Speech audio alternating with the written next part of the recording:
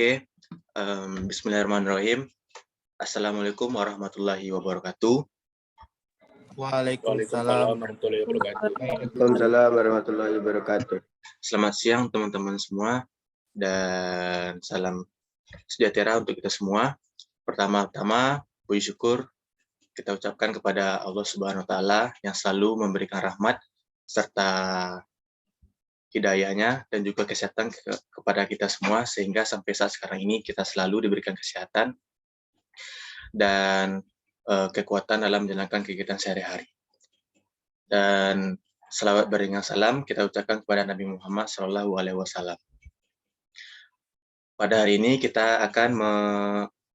kami akan mempresentasikan materi perencanaan menurut ISO klausul 6 dari kelompok 3 dan nanti untuk pembahas ialah dari kelompok 5 dan mohon kerjasamanya teman-teman karena pada saat presentasi kali ini kita diberikan amanat oleh Ibu untuk presentasi secara mandiri. Oke, mungkin langsung saja kita mulai dari anggota kelompok, saya sendiri Fajri Balaksa sebagai moderator dan rekan-rekan saya yang lainnya yaitu Ozi Rizky Prima, Muhammad Kevin Caniago, Riri Anggraini, Rara Ayu Khotimah, dan Bilva Juliana. Mungkin langsung saja kita masuk ke pembahasan yang pertama yang akan disampaikan oleh rekan saya yaitu Riri. Kepada Riri dipersilakan. Baik, terima kasih kepada moderator. Baiklah, saya akan menjelaskan yaitu yang pertama perencanaan menurut ISO. Yang pertama yaitu tindakan untuk menangani risiko dan peluang. Yang kedua, sasaran mutu dan rencana pencapaiannya. Yang ketiga, merencanakan perubahan. Dan yang keempat, contoh penerapan di hotel. Tindakan untuk menangani risiko dan peluang. Klausul adalah penjabaran rinci tentang penerapan risk-based thinking. Klausul ISO 9001 mensyaratkan agar organisasi mempelajari berbagai jenis risiko dan peluang yang ada dan mempertimbangkan berbagai isu, baik secara internal maupun eksternal. Mempelajari risiko bertujuan agar mencegah atau mengurangi dampak dari risiko yang tidak diinginkan serta dapat melakukan perbaikan berkelanjutan ke depannya, sehingga sasaran dan sistem manajemen mutu dapat tercapai. Dalam hal klausul ini juga diisyaratkan agar analisa risiko juga mencangkup perencanaan untuk yang pertama, tindakan penanganan risiko dan peluang. Yang kedua, mengintegrasikan dan menerapkan tindakan tersebut dalam proses-proses sistem manajemen mutu serta mengevaluasi efektivitasnya. Tindakan untuk selanjutnya, tindakan untuk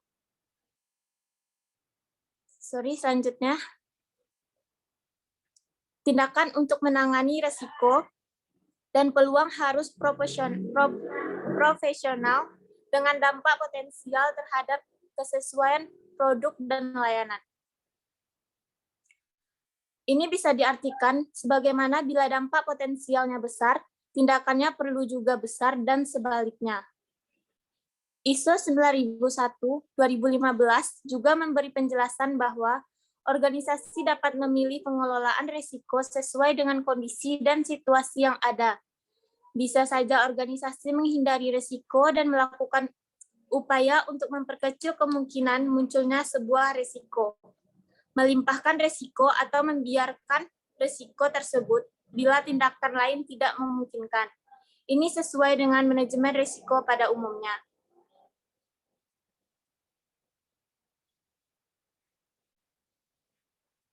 Pada klausul ini, ISO 9001-2015 memberi persyaratan agar organisasi menetapkan sasaran mutu pada fungsi, tingkat, dan proses yang relevan. Sasaran mutu harus yang pertama konsisten dengan kebijakan mutu, yang kedua terukur, artinya mempunyai skala target pencapaian yang jelas, yang ketiga selaras dengan persyaratan-persyaratan yang berlaku, Yang keempat, selaras dengan upaya pencapaian kesesuaian produk, layanan, dan peningkatan kepuasan pelanggan. Baiklah, saya kembalikan kepada moderator.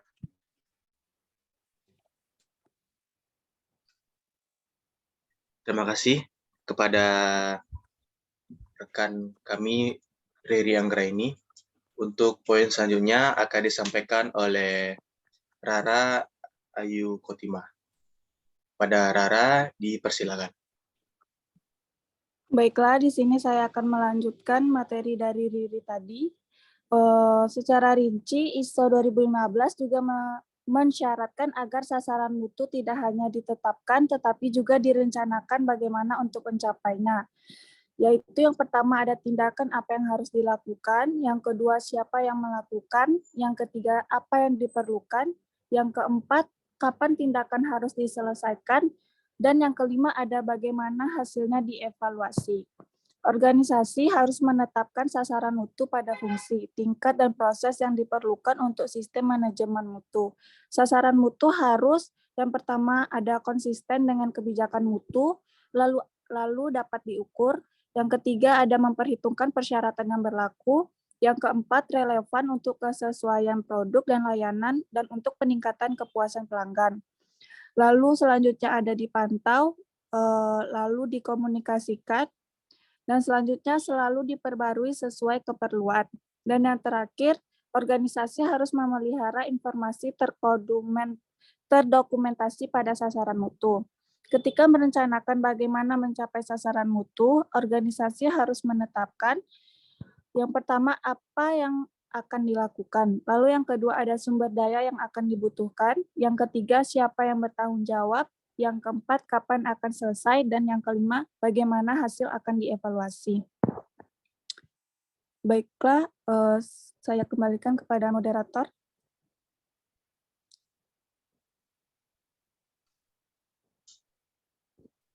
Baik, terima kasih kepada rekan kita Rara Ayu Kotima. Selanjutnya, poin selanjutnya akan disampaikan oleh Muhammad Kevin Ceniago. Kepada Kevin, dipersilakan.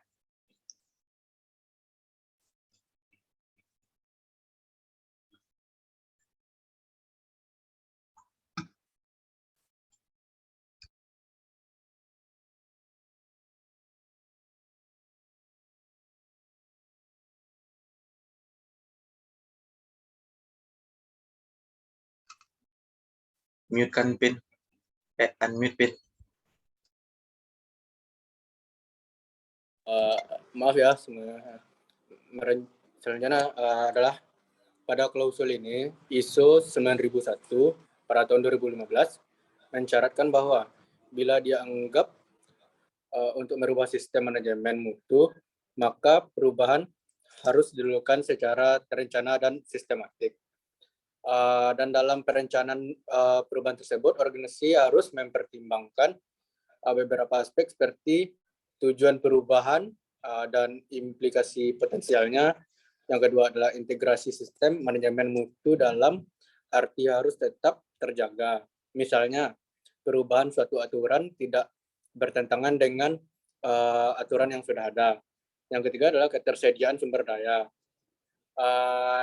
Yang keempat adalah perubahan pada tanggung jawab dan wewenang. Selanjutnya, Abel, slide selanjutnya. Dan itu perubahan sistem manajemen mutu bisa dalam berbagai bentuk, bisa saja berarti perubahan proses, perubahan struktur organisasi, perubahan kebijakan, dan komponen sistem manajemen mutu. Ketika organisasi menentukan kebutuhan perubahan pada sistem manajemen mutu, perubahan harus dilakukan secara terencana atau terstruktur. Organisasi harus mempertimbangkan seperti melakukan tujuan dari perubahan dan potensi konsekuensi mereka. Yang kedua adalah integritas sistem manajemen mutu. Yang ketiga adalah ketersediaan sumber daya seperti tadi. Selanjutnya adalah alokasi atau relokasi tanggung jawab dan kewenangan.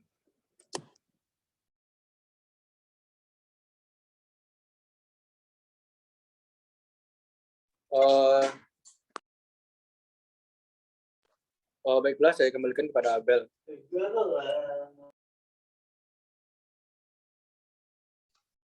Terima kasih kepada rekan kita Kevin Ceniago. Untuk poin selanjutnya akan disampaikan oleh rekan kita Ozi Reski Prima. Kepada Ozi, dipersilakan. Baiklah, saya akan melanjutkan materi dari Kevin. Penerapan untuk menangani risiko dan peluang di hotel. Yang pertama, memberikan jaminan pada sistem manajemen mutu dapat mencapai hasil yang diinginkan.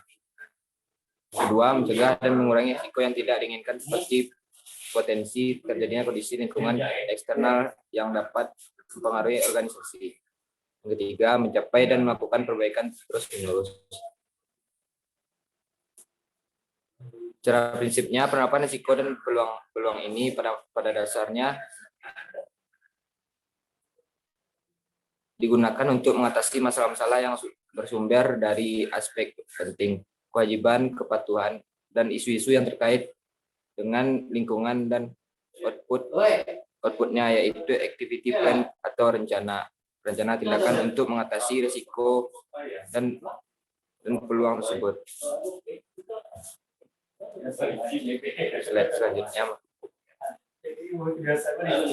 Contoh menangani risiko di hotel. Yang pertama, ancaman bom atau bom threat. Pelatihan dasar penanganan bom.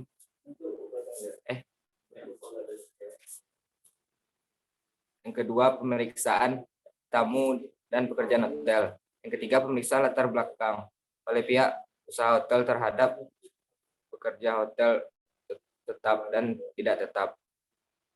Selanjutnya, pengembangan sumber daya manusia. Selanjutnya, mempunyai peralatan penanganan bom. Selanjutnya, bukan patroli lingkungan. Selanjutnya, hal-hal yang wajib dilakukan saat mendapat ancaman bom. Selanjutnya, operator memancing pembicaraan atau memperpanjang komunikasi dengan pihak telepon gelap. Selanjutnya, operator menghubungi petugas keamanan. Terakhir, petugas keamanan menghubungi pihak polisi.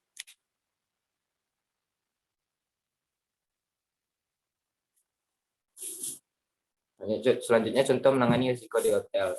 Yang kedua, pembunuhan. Menyediakan alat perekam CCTV.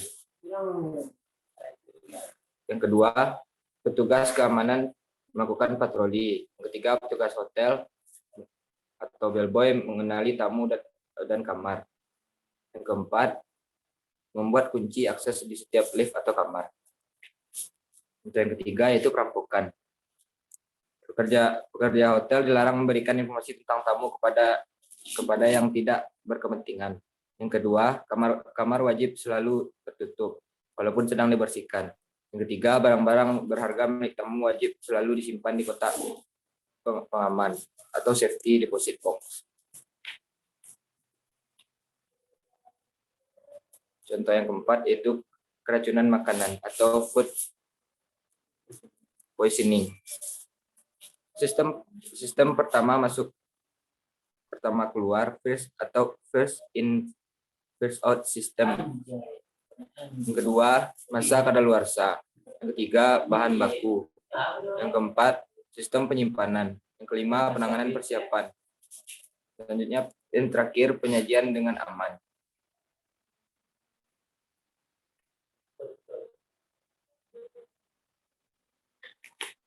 Contoh yang kelima yaitu kebakaran. Tersedianya yang pertama peralatan kebakaran, yang kedua melengkapi alat-alat proteksi kebakaran, yang ketiga alat pemadam api ringan, yang keempat sistem pipa air, yang kelima sistem alat penyiraman, yang keenam deteksi asap, selanjutnya deteksi panas, selanjutnya alat untuk mengumumkan informasi ke publik, selanjutnya pintu keluar dalam keadaan darurat, selanjutnya tempat berkumpul, selanjutnya tanda jalur evakuasi, dan terakhir pemeliharaan peralatan.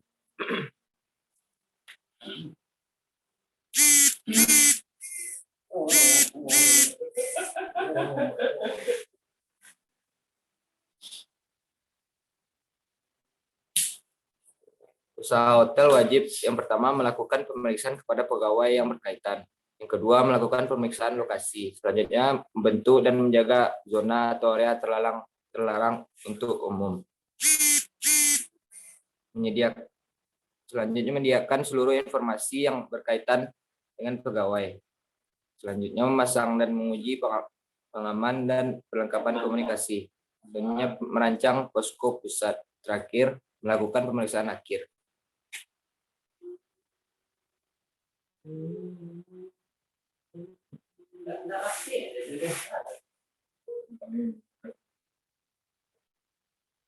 Contoh yang keenam, pencurian atau kehilangan. Usaha hotel wajib yang pertama mengikuti prosedur kehilangan dan penemuan barang. Yang kedua, melengkapi dokumentasi kehilangan dan pencurian. Yang ketiga, mengikuti prosedur barang yang diklaim. Contoh selanjutnya itu unjuk rasa. Usaha hotel wajib menghubungi pihak kepolisian setempat. Yang kedua, tim petugas keamanan atau security team melokalisir area unjuk rasa. Yang terakhir, berkoordinasi dengan unjuk rasa. Baiklah, selanjutnya saya kembalikan kepada Abel. Terima kasih kita ucapkan kepada rekan kita Ozi Reski Prima. Selanjutnya akan dilanjutkan oleh rekan kita Wilfa Juliana. Kepada Wilfa dipersilakan. Baik, terima kasih moderator. Di sini saya akan melanjutkan materi yang dibacakan oleh Olzi, yaitu contoh menangani risiko di hotel.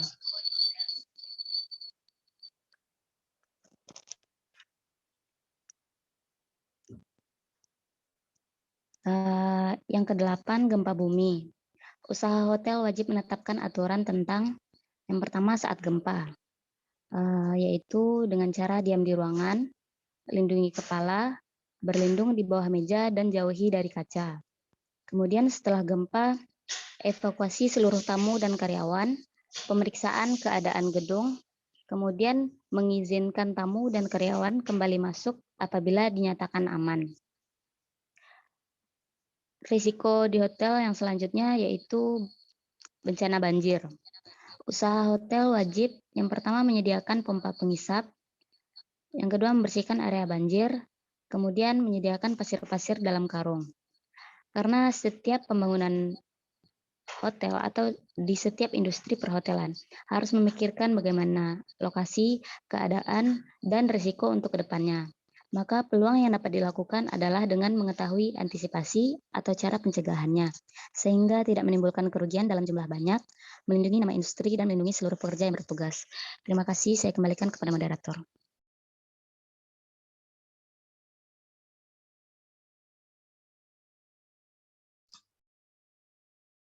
Baik, kita ucapkan terima kasih kepada Wilfa Juliana. Untuk pembahasan presentasi tentang klausul 6 dari kelompok 3 sudah disampaikan, dan kami minta kepada pembahas dari kelompok 5 untuk membahas presentasi dari kelompok 3. Jika ada yang ingin bertanya ataupun ingin menanggapi, dipersilahkan.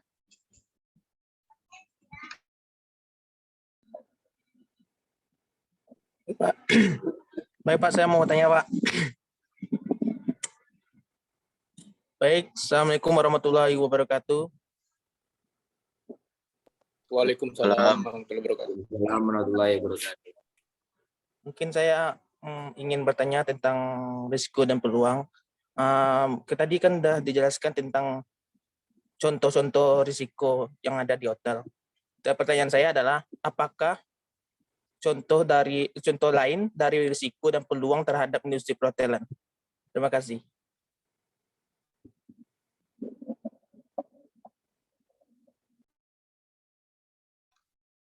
Boleh diulang Pak pertanyaannya Pak. Apakah contoh lain? Apakah masih ada contoh lain dari risiko dan peluang terhadap industri perhotelan?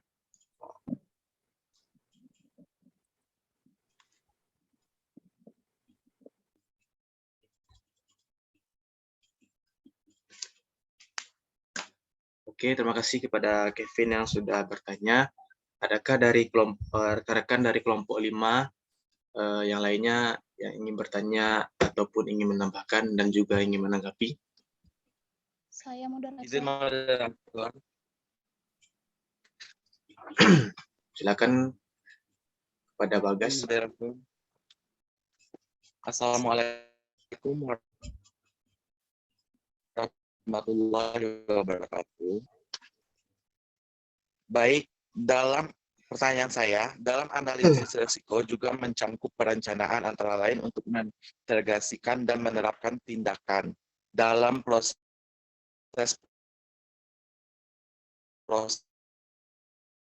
sistem manajemen mutu, serta mengevaluasi dan mengefek. Kelompok 3 telah menjelaskan. Bisakah Anda jelaskan lagi apa itu maksud dari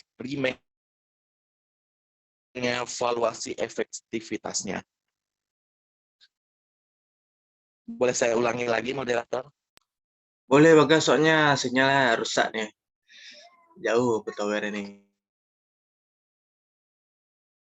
Dalam analisis resiko, juga mencangkup perencanaan, antara lain untuk mengintegrasikan dan menerapkan tindakan dalam proses-proses sistem manajemen mutu, serta mengevaluasi efektivitasnya. Yang saya minta adalah apa yang dimaksud dengan mengevaluasi efektivitasnya. Bisakah kelompok 3 menjelaskan apa yang dimaksud dengan mengevaluasi efektivitas?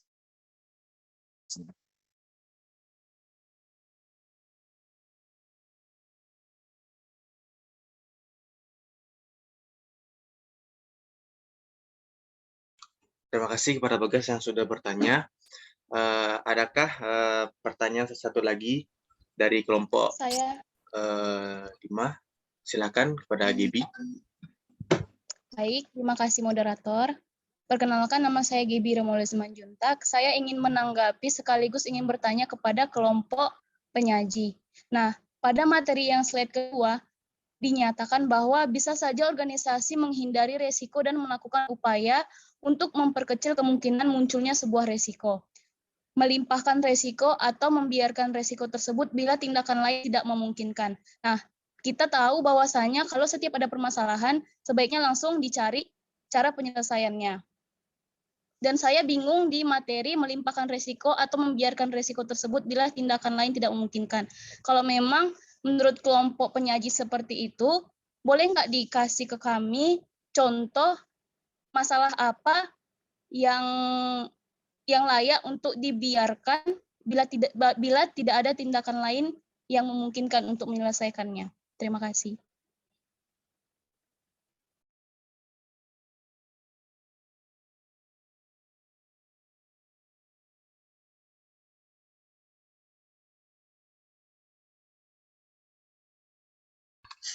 Oke, untuk pertanyaan kita jeda dulu 3 pertanyaan. Dan untuk pertanyaan pertama dari Saudara Kevin akan dijawab oleh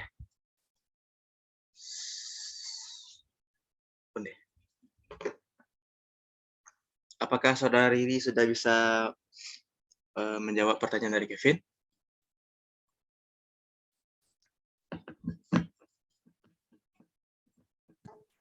Sebentar, Abel. Sebentar, sedikit lagi. Sebentar. Oh, sedikit lagi. Oke. Iya, beri waktu Iya, Bel, dulu sebentar lagi, Bel, sebentar. beberapa menit Maaf untuk ya. menjawab Oke, pertanyaan. kepada teman-teman semua, kita minta waktu sebentar untuk mempersiapkan jawaban dari pertanyaan teman-teman semuanya. Sekitar 2-3 menit.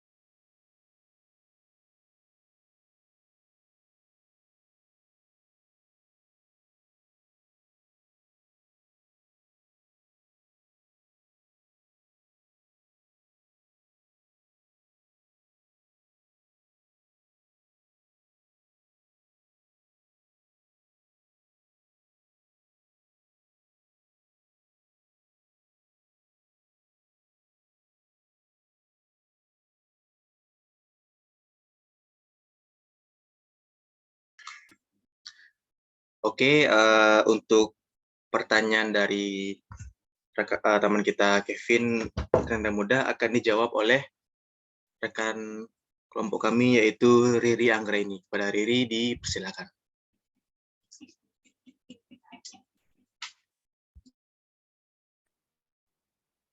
Baiklah, terima kasih pada moderator. Saya mencoba menjawab pertanyaan dari Kevin. Yang pertanyaannya yaitu, apakah contoh lain dari resiko dan peluang dari industri perhotelan? Menurut saya, menurut kelompok kami, dengan contoh dari resiko dan peluang di industri perhotelan yang lainnya yaitu dengan adanya masalah pandemi COVID di Indonesia menyebabkan adanya resiko yang harus dihadapi industri perhotelan, sehingga menyebabkan banyak pendapatan hotel yang menurun dan banyak sekali industri perhotelan yang bahkan sampai menyebabkan kerugian yang besar dan akhirnya perusahaan tersebut gulung tikar.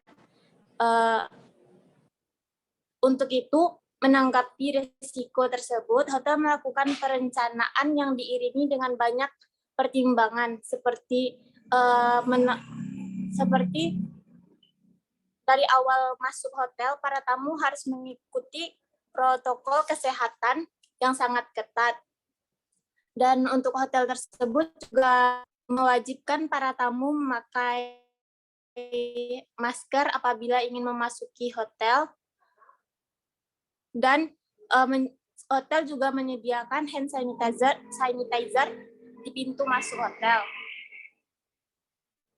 Dan peluang terhadap hotel yaitu pada masa pandemi itu dengan menghadirkan layanan atau produk baru sekaligus memaksimalkan teknologi digital yang artinya akan memberikan layanan lain selain menginap untuk menaikkan okupansi rate hotel yang menurun akibat pandemi COVID.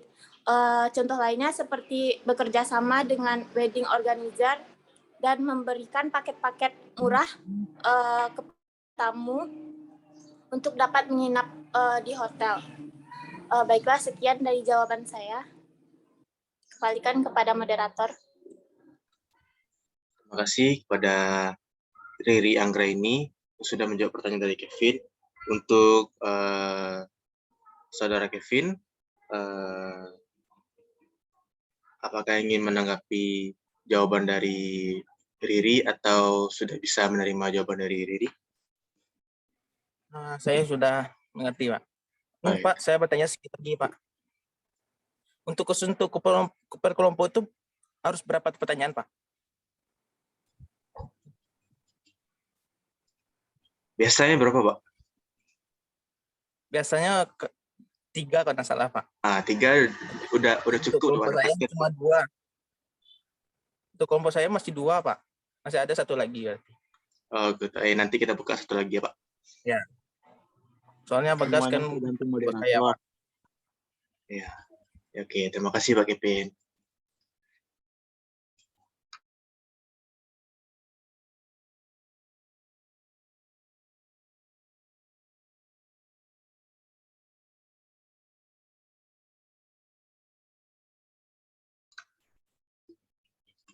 Mohon menunggu teman-teman semuanya untuk pertanyaan nomor 2 dan nomor 3 masih kami persiapkan.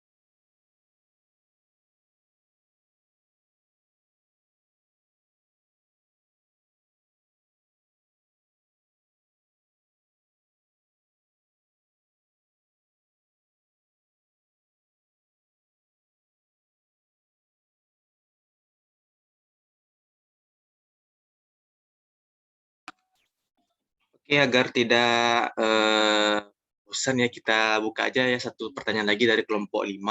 Sebagai kelompok pembahas, silakan yang dari kelompok 5 yang ingin bertanya satu pertanyaan. Baik, Pak. Saya ingin bertanya.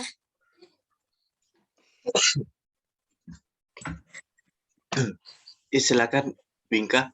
Pertanyaannya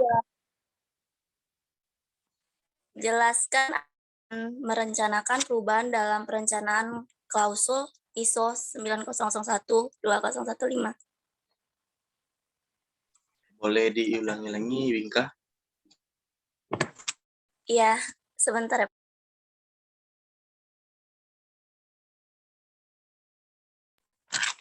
Jelaskan apa yang dimaksud dengan merencanakan perubahan dalam perencanaan klausul ISO 9001-2015.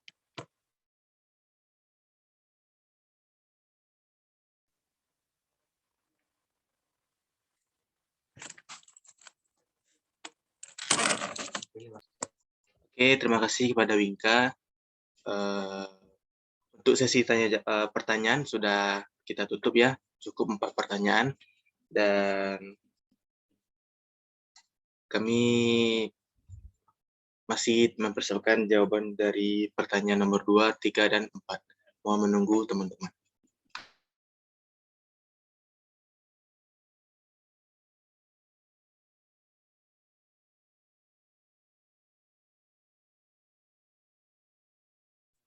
Izin moderator. Iya, Rehan. Untuk kelompok penanggap, yang saya ketahui untuk menanggap itu kita tidak memberi pertanyaan ya. Tanggapan itu berarti dalam Kamus Bahasa Indonesia itu kita memberikan kritik atau komentar yang dilakukan oleh dari ini kelompok yang penyaji. Kalau saya boleh tahu, apakah kelompok penanggap itu boleh menanyakan pertanyaan ke kelompok penyaji? Terima kasih. Oke, saya coba menjawab pertanyaan dari Rehan. Berdasarkan yang saya ikuti dari presentasi dari kelompok yang di minggu kemarin, saya juga melihat ada didapatkan itu sesi tanya jawab. Ada itu beberapa pertanyaan yang dilontarkan oleh kelompok, saya juga lupa itu entah dari kelompok pembahas ataupun dari kelompok lain yang tidak sebagai kelompok pembahas. Dan mungkin tadi saya juga sudah menawarkan juga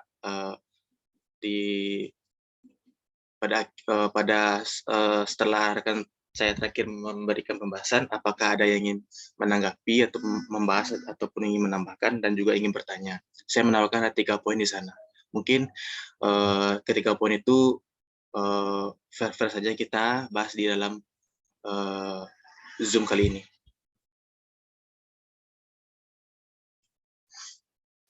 Mungkin seperti itu, Rehan.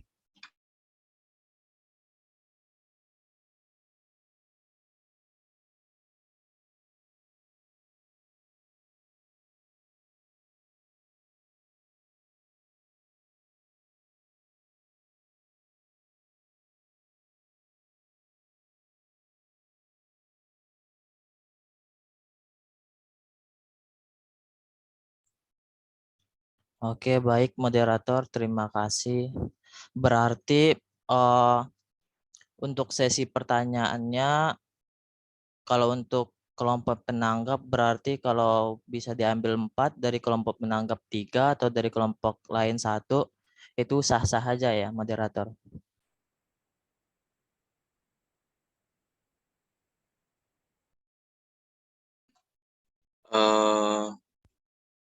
Itu mungkin saya tanya dulu sama teman-teman lain. Untuk 2 minggu yang lalu, seminggu yang lalu, minggu kemarin itu di sesi pertanyaan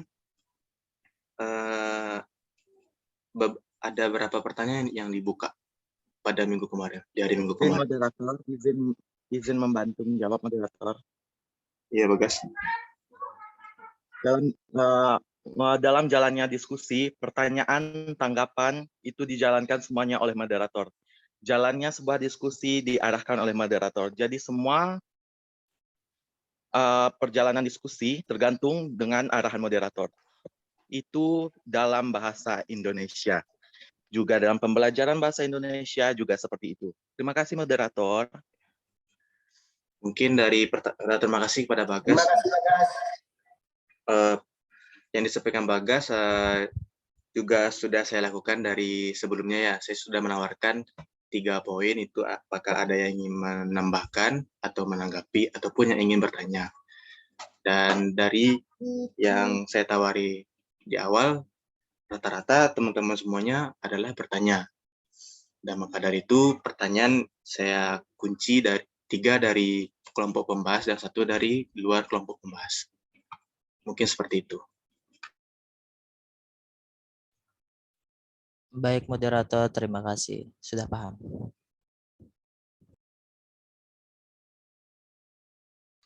Terima kasih kembali Rehan.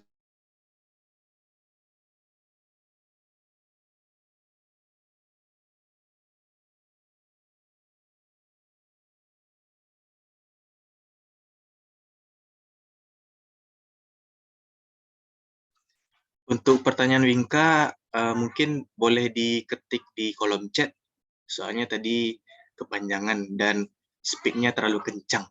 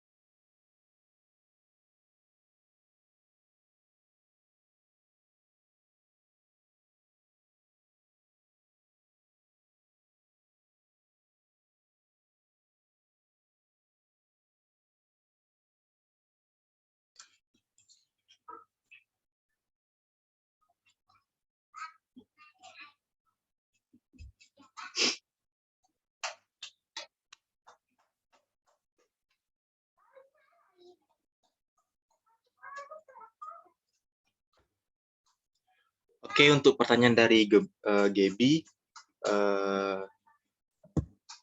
akan dijawab oleh rekan kami Wilfa Juliana. Kepada Wilfa, dipersilakan. Baik, Assalamualaikum warahmatullahi wabarakatuh. Di sini Wilfa akan mencoba menjawab pertanyaan dari Gaby. Kalau menurut Wilfa, tadi pertanyaannya kan Gaby mengatakan permasalahan itu baiknya dicari solusinya langsung gitu. Contoh masalah apa yang layak untuk dibiarkan bila tindakan bila tidak ada tindakan untuk antisipasinya. Jadi seluruh bencana itu atau seluruh risiko yang terjadi itu selalu ada solusinya atau tindakan untuk antisipasinya. Hanya saja mungkin yang membedakan bisa saat itu dapat ditindak langsung oleh industri atau membutuhkan waktu dan dibiarkan untuk sementara waktu hingga petugas datang ke lokasi. Kemudian contoh-contohnya menurut Ilva seperti kayak kebakaran besar gitu. Kalau pihak industri mungkin antisipasinya cuma mengamankan seluruh tamu-tamu atau petugas yang berada di dalam industri. Tapi untuk mengantisipasi lebih lanjut, itu ada petugas yang lebih bertanggung jawab. Kemudian seperti banjir dan gempa bumi. Kenapa begitu? Saat banjir kita kan nggak tahu gitu akan datang kapan aja, itu kan nggak bisa kita terka kapan datang kalau musibah yang mau datang ke kita itu. Jadi mungkin banjir itu biasanya itu dibiarkan dulu hingga menyurut gitu. Kalau kita melakukan antisipasi namun cuaca atau kondisinya masih hujan lebat gitu kan percuma aja gitu loh. Kemudian kayak gempa bumi pun industri cuman bisa mengantisipasi seperti mengamankan tamu-tamu dan petugas untuk keluar ke lapangan ke suatu lapangan atau bagian yang lebih luas gitu, tidak dekat dengan pembangunan tinggi. Dan kemudian untuk antisipasinya kan juga tidak bisa dilakukan industri secara menyeluruh, pasti juga membutuhkan petugas-petugas yang membantu untuk datang ke lokasi dan melakukan evakuasi terhadap bencana tersebut. Sekian menurut Ilva, saya kembalikan kepada moderator. Terima kasih kepada Wilfa.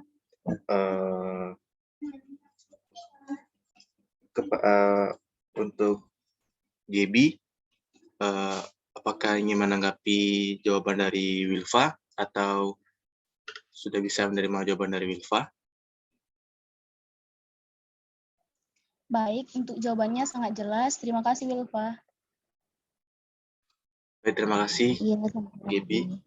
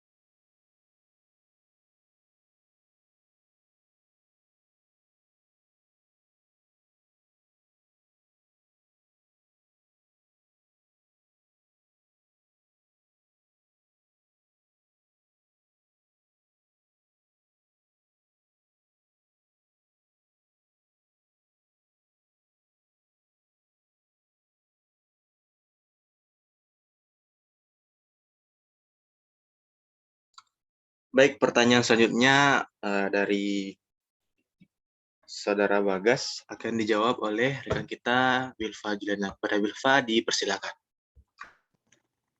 Ya, terima kasih Bagas atas pertanyaannya. Tadi Bagas menanyakan maksud dari evaluasi efektivitas. Benar. Nah, menurut Wilfa, evaluasi efektivitas itu salah satu kebijakan yang menilai apakah hasil dan dampak dari suatu kebijakan itu sesuai atau tidak dengan apa yang diharapkan. Apakah tujuan yang ingin dicapai tersebut dapat terwujud atau apakah dampak yang diharapkan sebanding dengan usaha yang dilakukan gitu. Sekian.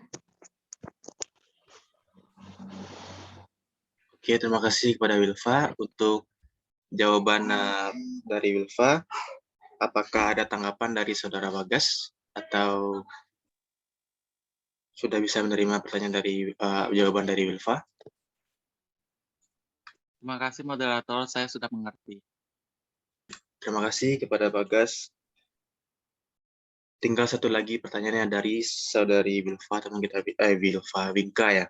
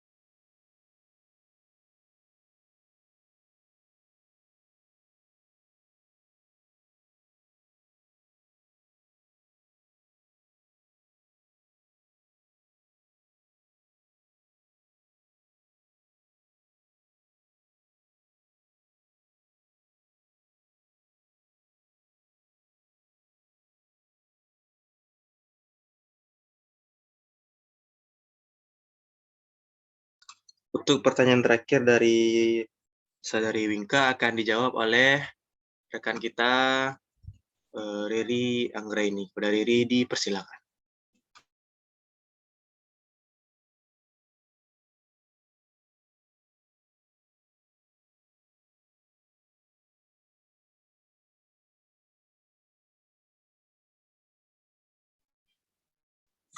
Baik, terima kasih kepada moderator. Saya akan mencoba menjawab pertanyaan dari Saudari Winka. Yang pertanyaannya yaitu jelaskan apa yang dimaksud dengan merencanakan perubahan dalam perencanaan klausul ISO 9001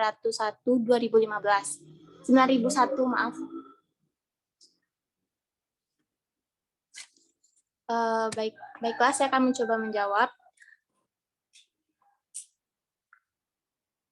Maksud dari perubahan yang tersebut adalah memastikan bahwa setiap perubahan direncanakan, diperkenalkan, dan diimplementasikan secara terkendali. Ketika organisasi menentukan kebutuhan untuk perubahan, perubahan harus dilakukan secara terencana. Jadi, persyaratan nyata dari standar ISO 2015 adalah bahwa organisasi perlu membuat rencana ketika mengubah, sehingga dapat memastikan bahwa perubahan dilakukan dengan benar. merencanakan perubahan dengan benar dapat membantu menghindari konsekuensi negatif seperti kegagalan, pengerjaan ulang, atau pembatalan dan penundaan layanan. Maaf. Sekian dari jawaban saya. Kembali kepada moderator. Terima kasih atas penjelasan jawaban dari Riri Anggraini. Kepada Winka, apakah ada tanggapan atau ingin menambahkan ataupun sudah bisa menerima jawaban dari Riri Anggraini? Sudah, moderator. Terima kasih. Oke, terima kasih kepada Winka. Mungkin sudah 1 jam berlalu proses presentasi kelompok kita pada hari ini, dan saya ucapkan terima kasih kepada teman-teman dari kelompok pembahas, yaitu kelompok 5 yang sudah bertanya dan juga dari luar kelompok pembahas yang sudah bertanya. Dan mungkin selanjutnya kita akan adakan sesi pemotretan ya untuk absen. Silakan teman-teman diaktifkan kameranya biar saya screenshot dan nanti kita kirimkan ke dalam grup.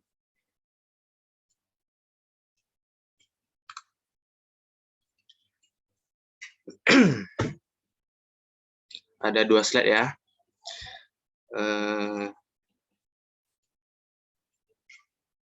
Saya juga lupa screenshot di laptop ya.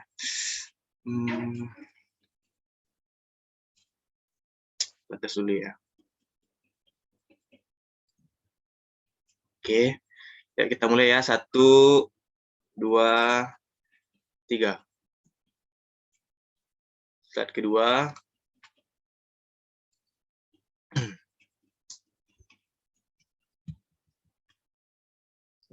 Nggak muncul gambarnya ya.